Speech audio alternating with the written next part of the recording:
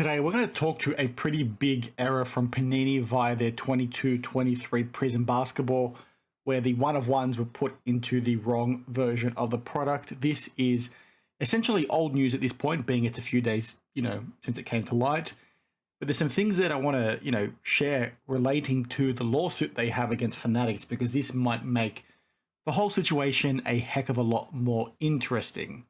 Now, if you're not sure what I am talking about, Eric Whiteback, aka the Collectibles Guru, put out this post on Twitter, a tweet, I should say, from Ultimate Box Breaks, who were busting open a box of 22-23 Prizm basketball hobby and hit a Nebula one-of-one. Now, you guys might say, what's the big surprise about that? Well, as is clearly noted on the checklist itself, Nebula one-of-ones are only meant to be within the choice version of the product, as it says over here.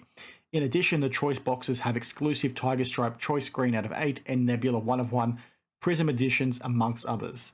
So these guys were basically opening a box of, Prizm Hobby and got the 1-of-1 you're meant to get within choice, which is obviously a big bloody problem. But the reason why this is sort of extra interesting is because it wasn't just any 1-of-1. It was, in fact, the 1-of-1 you'd probably want to get within this product, right? The Wemby itself, which is very alarming. Panini clearly shitting the bed and putting the wrong product into the wrong card, or the card into the wrong product, I should say.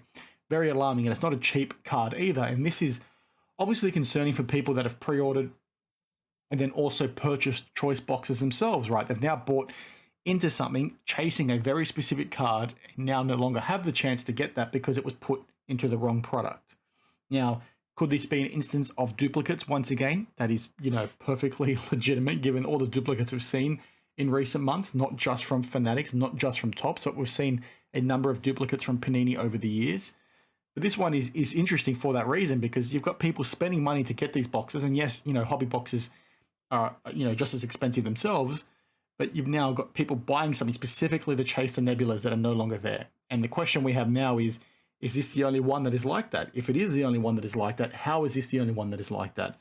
Or are all the nebulas now in the hobby boxes, right? That's the stuff we're trying to work through right now and understand a little bit further, because it is, quite concerning.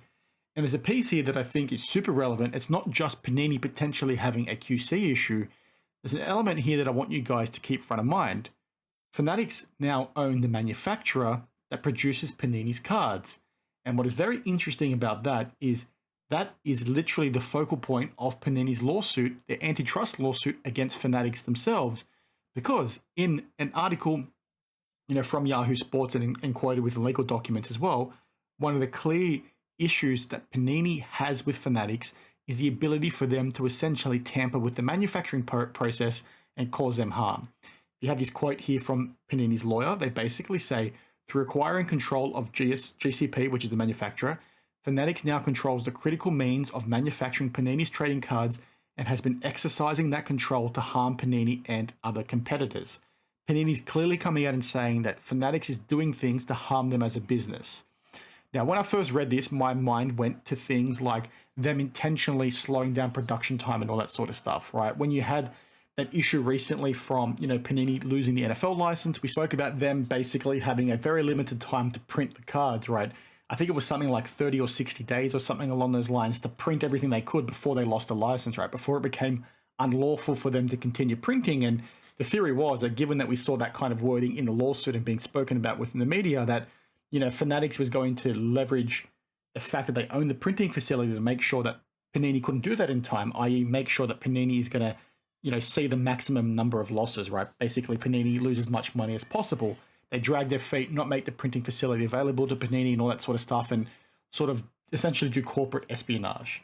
Now, that was an interesting theory, but when you look at that statement again, given this issue, are they maybe doing stuff like this where they are intentionally, screwing with where certain cards end up in the Panini product?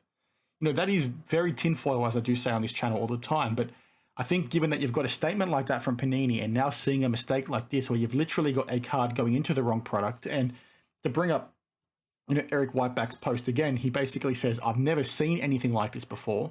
I'm fairly certain we have seen stuff like this before in the hobby, but I can't recall the last time we have. So given that you've got that situation, apologies for my daughter going crazy in the background, but you've got that situation where, Fanatics own that printing facility. Panini have been so strong in their opinion, they've come out and said these guys are intentionally trying to F with us, and then you see a mistake like this, is that really super tinfoil? Like, that looks like a legitimate theory for me. I'm not accusing Fanatics of doing it, but you know, if you're somebody that is a critical thinker and you are a problem solver, you can sort of navigate to get to that position, right? It's not super far-fetched when you're seeing the level of crap that has gone on in this space over the last, 6 months, with the way, Fanatics has gone about trying to acquire certain licenses as well. This is not, sort of simple play, right? This is a big brain play from these businesses to, number one, try and win the licenses in the first place, and then number two, trying to win the licenses even earlier than what they previously agreed to them on, right? There's all these games sort of happening in the background. It's literally corporate espionage and all this kind of stuff, where you've got these two companies essentially at loggerheads trying to fight each other, and they're throwing mud. It's a messy situation. The lawsuits with, Panini now suing Fanatics, and then Fanatics gone back to Panini and suing them. It says it all you need to know, right? It's literally a mudslicking contest at this point. So something like this in the story of Fanatics coming into the hobby would not feel out of place, right? If this was a scene in the movie, this would not feel out of place. So I'm keen to see what you guys have to say as well, because, seeing this happen and then seeing that comment previously made by Panini just raises a few eyebrows from me. Now, that is tinfoil, like I said, but it's just an interesting one to keep front of mind. Now, if that is not the case, then what the heck is going on at Panini? Because how does this mistake happen? How does this mistake happen in this day and age? I will not cut these companies any slack when it comes to stuff like this, right? There are simple things that you should be able to get right as a business, right? When it comes to baseball card exchange, it's your ability to authenticate boxes, and they've shown they can't really do that as well as what they made out to be. When it comes to graders, they've shown they're not as consistent as what they make out to be. They've shown in the modern age that they grade fakes probably a lot worse than what they have done previously. We've seen manufacturers like Topps come out with duplicates. It's like, guys, you make freaking cards. That's your priority. How are you still making that kind of mistake? Some things are forgivable for a business to make mistakes on, but stuff like this is not. You've got people out there buying boxes. Now, I know this sounds really dumb because people have clapped back at this before, but there might be somebody out there that bought a choice box in the hope that they can hit this card in particular, right? The product chase, the best rookie we've seen in a long time. And they've bought that box specifically to try and hit this card. And now they're not even in it to win it, right? Because they were in it, but the card's not in it either. So it's like, that's not good, right? You're screwing with people's money. And the reason why I gave that caveat a bit earlier is because, when people talk about people buying product, they always look down at it. They say, you guys are wasting your money. You shouldn't be buying product. But it's really disappointing to see what's happened over the last few years, because busting product, busting hobby boxes used to be an integral part for collectors. And there are still people out there that can do that, and they can only do 1 or 2 boxes a year as an example. And this might have been somebody's 1 or 2 boxes a year. So it's not okay just to say, well, it's only breakers getting it, fuck them, that kind of stuff. It's like, no, busting product is a sort of integral thing to the hobby, and the fact that companies are ruining it by doing crap like this is really disappointing.